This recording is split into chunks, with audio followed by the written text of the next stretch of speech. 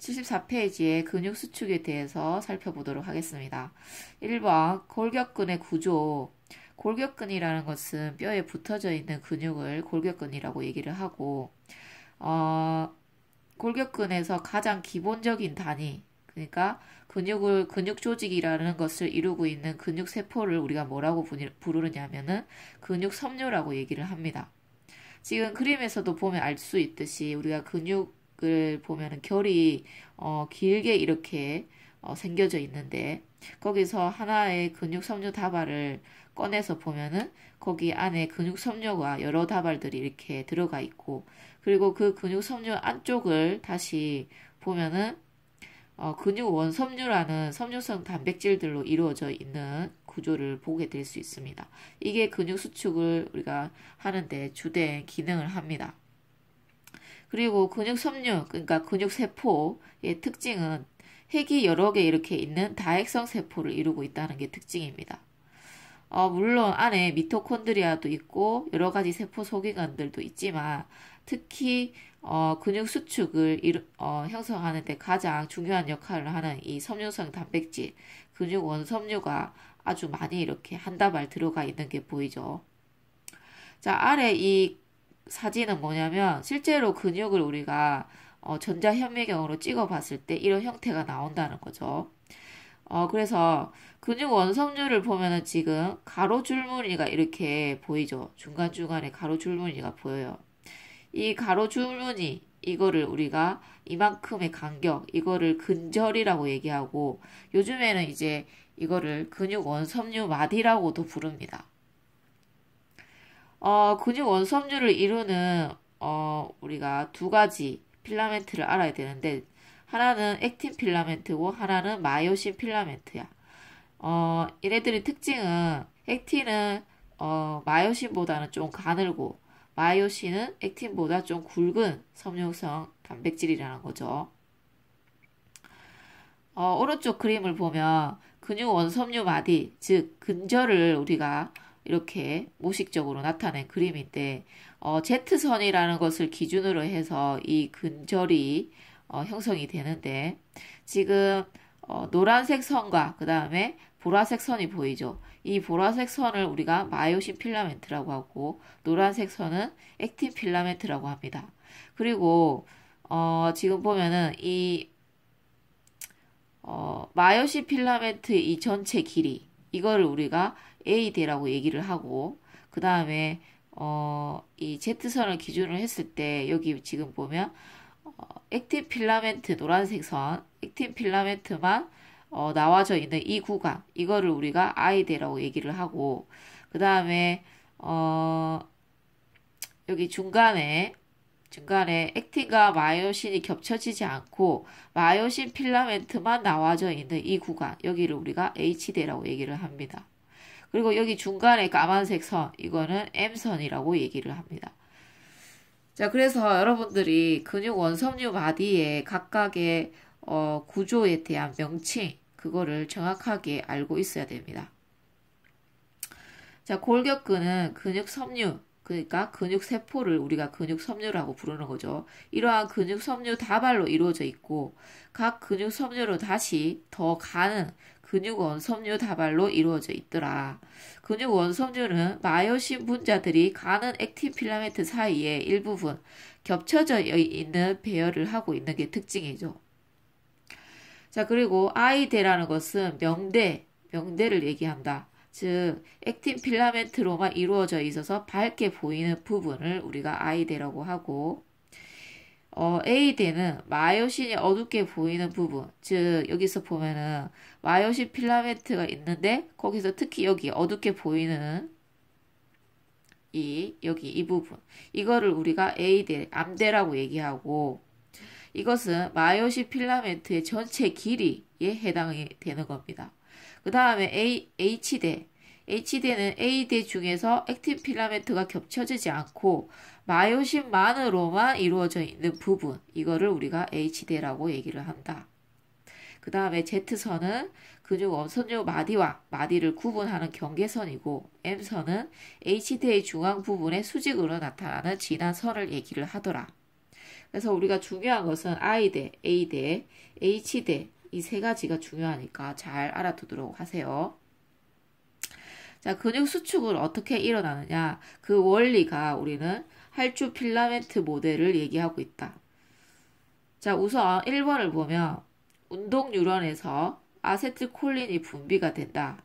그러니까 우리가 중추신경에서 명령을 내려서 흥분이 운동 뉴런을 따라 전도되어 내려오면은 축상 말단에 신경 전달 물질인 아세틸콜린이 분비가 됩니다. 그러면 그 아세틸콜린은 근육 세포에 막을 탈분극을 시켜요. 어떻게 해? 아세틸콜린이 확산이 돼서 근육 성유막에 있는 수용체와 결합을 하는 거죠. 그러면은 그 섬유막 주위에 활동 전이가 발생을 하게 되고 그때부터 우리는 근육이 수축이 시작이 됩니다. 그래서 이 3번, 4번은 내용이 너무 자세하기 때문에 안 해도 되니까 X 치시고 5번으로 바로 오면은 마요신이 액틴 필라멘트에 결합하여 끌어당긴다. 이게 이제 우리가 근육 섬유막이 탈분극을 일으켜서 활동 전이가 발생하면 일어나는 건데 어떻게 끌어당겨지느냐? 마요신이 액틴과 결합을 한 후에 그 다음에 근육 원섬유 마디의 중심으로 액틴 필라멘트가 끌어져서 안쪽으로 미끄러져 들어오면서 우리는 근수축이 일어난다는 거죠. 그리고 이때 ATP라는 에너지를 쓰게 되고 그리고 근육 원섬유 마디의 길이는 짧아지게 되고 H대와 그 다음에 I대의 길이도 짧아지고 A대의 길이는 변화가 없다. 이게 특징이죠. 그래서 이 부분 밑줄을 치시고 별표를 해 놓습니다. 알겠죠? 그리고 여러분들이 착각하면 안 되는 것이 쌤이 여기 주의할 점을 적어놨는데 액틴 필라멘트와 마요신 필라멘트가 우리가 자체적으로 수축하는 것은 아닙니다. 우리가 근육이 수축할 때 액틴과 마요신의 그런 필라멘트들이 수축을 하는 게 아니고 액틴 필라멘트와 마요신 필라멘트에 겹쳐지는 부분이 늘어나는 것입니다. 그러니까 액틴 필라멘트가 아까 근육 원섬유 마디의 중심으로 미끄러져 들어온다고 했죠. 그래서 우리가 수축을 하면은 액틴과 마요신 필라멘트의 길이 변화가 없는 거죠. 자, 아래 그림은 마요신과 액틴의 상호작용에 의한 근수축 과정을 그림으로 나타낸 겁니다. 잘 보시면 지금 굵은 필라멘트, 그 다음에 가는 필라멘트라고 되어 있는데 굵은 필라멘트는 마요신, 가는 필라멘트는 액틴 필라멘트가 됩니다.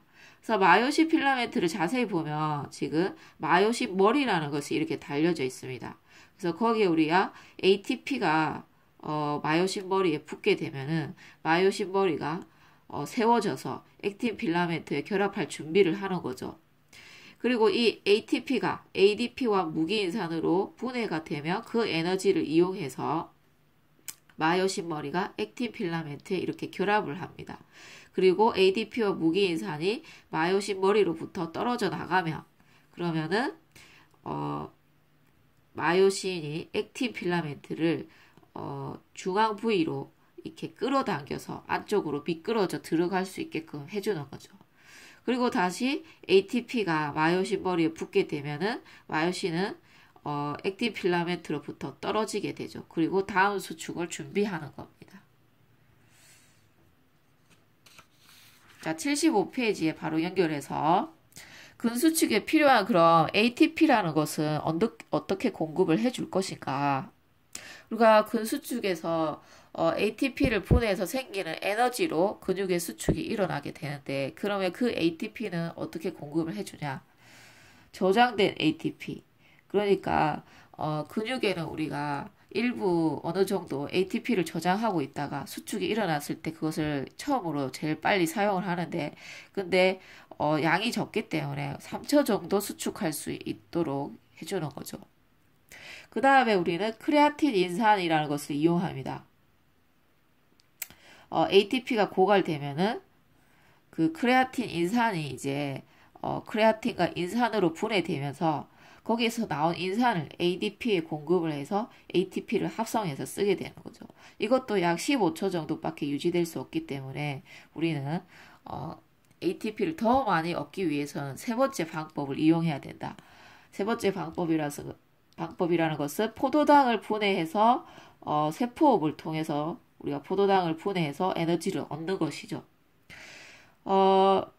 이 포도당은 그럼 어디로부터 얻을 수 있냐? 혈액으로부터 공급이 되는 것도 있고, 그 다음에 글리코제 형태로 우리가 포도당을 근육에 저장을 많이 해놓거든요. 그래서 그 글리코젠을 분해해서 생성되는 포도당을 이용해서 우리가 산소호흡과 무산소호흡을 통해서 ATP를 합성하게 됩니다. 자, 산소호흡은 우리가 잘 알고 있고 많이 봐왔던 거죠. 그래서 포도당이 산소에 의해서 산화되면서 생성되는 다량의 에너지를 ATP로 합성을 해놓는다. 그래서 산소호흡을 통해서는 다량의 ATP를 얻을 수 있다는 장점이 있죠. 그 다음에 무산소호흡은 산소호흡만으로 부족할 때 우리가 포도당을 산소 없이 분해를 하는데 이때는 적은 양의 ATP를 얻게 되고 그 다음에 중요한 것은 젖산이 쌓이게 된다는 겁니다.